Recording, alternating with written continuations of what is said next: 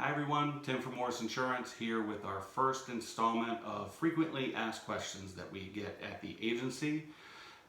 Just trying to keep in touch with people a little bit different way than usual. Feel free to comment here if you have any questions or call the agency. Westminster office is 410-857-4550.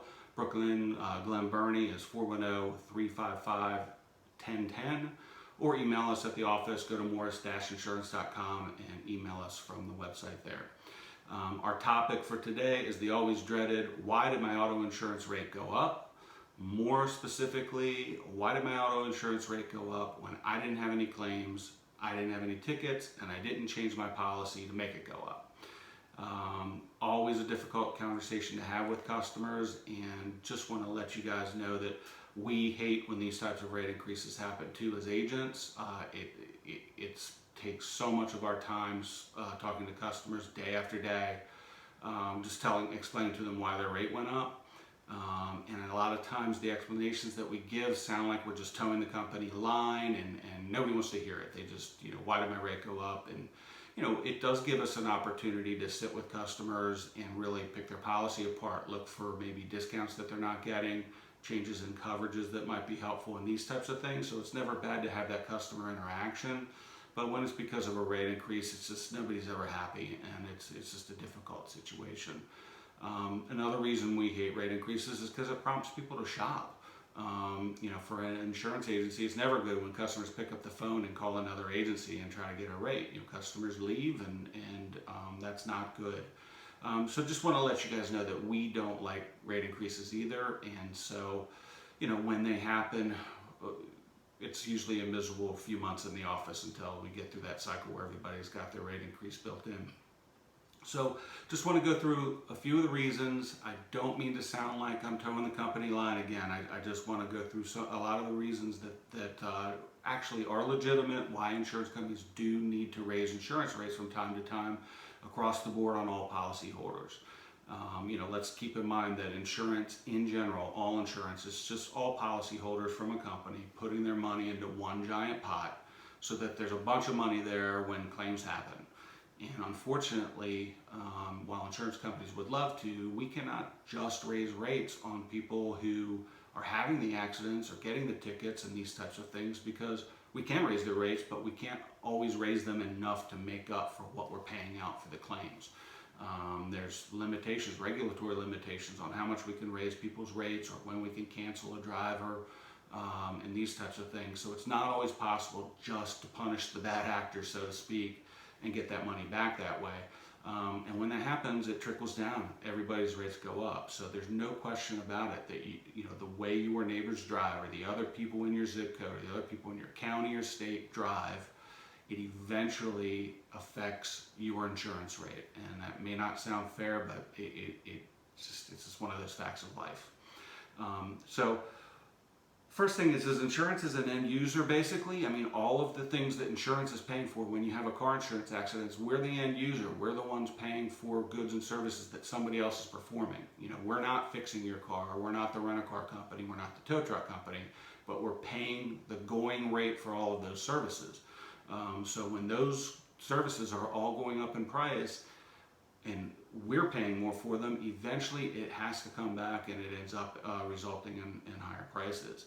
The average new car price in 2019 was just a little bit over $37,000.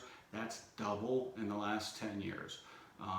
Used parts, new parts, all parts are going up as well. The average hourly rate across the country for auto repair shops is about $150, which is also almost double in the last 10 years. So the other thing that's really lately taken a toll is everybody loves to have all this new technology in their vehicles, and most vehicles are all coming with some sort of technology. We got backup cameras, side view cameras, sensors on your bumpers, lane change assist. There's sensors in your mirrors that are telling you when there's a car next to you. All of these types of things. Well, that stuff's costly to repair and replace. So when you have what used to be just a little fender bender, that we got to fix it up, we got to fix a crack, we got to fix it, even if we don't have to replace the whole bumper, Now we got to take that camera out and fix it, and we replace it. Now we got to, replace that sensor too. So all of these things have really made the cost of vehicle repairs and parts soar. Clearly the biggest part of the claims process and what insurance companies pay more money than anything else for is medical bills. It's about 80% of all claims costs are for medical bills, and it makes sense. I mean, medical care is expensive. It's going up. We hear about it in the news all the time. But with medical bills constantly on the rise, we're paying, I say we, the insurance companies are paying those bills, and they're going higher and higher, and so it stands to reason that it's not just health insurance that's going up in cost. It's also, it also trickles down to your auto insurance when we're paying medical bills as the result of an auto claim. And going hand in hand in that are legal bills. When you're hurt in an accident, it sometimes really is necessary to hire an attorney to help you settle things, whether it's going after another person or an insurance company, or you're not getting a fair shake from the insurance company. And insurance companies spend a ton of money defending our customers, our clients, against insurance claims, and also paying for attorney represented claims. While attorneys may be necessary, there's no question that claims that are represented by an attorney cost insurance companies more, and they're happening more and more frequently. So that's definitely an add in there. One of the biggest factors over the last 10 years that's really affected rates is distracted driving. I mean, all of these technologies that I was talking about before that were starting to have an impact on vehicle safety, less severe accidents, less frequent accidents, these types of things that was starting to really help, were completely wiped out when distracted driving came into the picture. Texting, talking, other types of distractions, it really is having an impact. A couple years ago, I can't remember the exact year, but 330,000 people were injured as a result of claims where distracted driving was involved somehow. And this is just the ones where they figured out it's distracted driving. In addition to that, I think there were 15,000 fatalities. And so all of those gains that we made and fewer fatalities, less severe injuries, completely wiped out by distracted driving, and it's having an effect on insurance rates. Let's see, a couple other things that happen. We're talking about weather, natural disasters. I know, the California wildfires don't affect somebody in Maryland, seemingly. It's not, you're not making a claim for that, but when it affects so many homes, so many vehicles, so many people, something like that, or maybe a hurricane is a better example where there's a lot of flooding and flooded out cars that insurance companies have to pay for. While it may not have happened in your state, there's no question that eventually when something that devastating happens, that large, those types of things happen, there's no question that eventually it trickles back down to the average policyholder and rates have to go up. So yeah, definitely these things are, 100% not your fault, but we all pay for them, right? Another big factor, and something that we deal with constantly in both of our agencies, but Maryland has a huge problem with it, but it's uninsured drivers. Not just uninsured drivers, but undisclosed drivers. So obviously an uninsured driver is somebody who's driving around who's chosen not to carry insurance, either because they can't afford it or their policy lapse or whatever the case may be. It's estimated that at any given time in Maryland, 13% of all drivers on the road do not have car insurance. So an uninsured driver hits you, your policy covers you for that. But the person who's actually responsible for the claim never has to pay anything. Your policy pays. We don't raise your rate for that. We shouldn't. It's not your fault.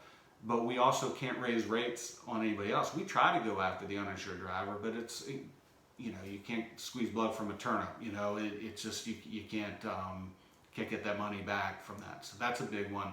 And then the undisclosed driver situation is something that happens constantly too. It's where people are letting people who aren't listed on their policies drive their cars.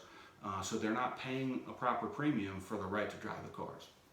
So this most frequently happens when somebody's 16-year-old son gets their driver's license for the first time. You call the agency and you find out how expensive it's going to be to add that driver to your policy. And you're like, wow, and then you make the decision, I'm just going to let them drive and I'm not going to add them to the policy because I don't want to pay that. Well, when that person has an accident, yes, at that time we could take action. We could say they either got to be added to the policy or excluded, so we could take future action. But too late. We've already had that claim. We're already responsible for paying for it, and there's nothing we can do, about that. So that type of stuff happens all the time. Just another example of how other people's behavior affects you, even though you haven't had a claim.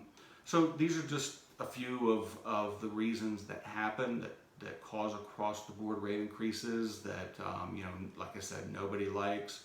And it's a tough conversation to have, but at Morris Insurance, one of the things we can do, besides look for discounts and that type of thing, is we are independent agents now, so we do have some other carriers we can check with to see, at least give you a comparison, send you those quotes and say, hey, look, here's what you're paying now. We checked with 3 other carriers. Looks like you're not getting such a bad deal, or hey, we found you something better. So fortunately, we can do that for you. So we hope that most of our customers would think to call us first when they get a rate increase and they're upset about it, because we'll try to do that shopping for you to the best that we can, and at least give you an idea, what else might be out there for you. So that's really it. Like I said, feel free to comment. I welcome the interaction. Our next topic next time is going to be more about ways to save on your insurance, and specifically telematics, which is, really time to embrace technology. We're embracing it in all walks of life right now, so it's time to embrace it in order to save some money on your car insurance, but we'll get into that more next time. Thanks.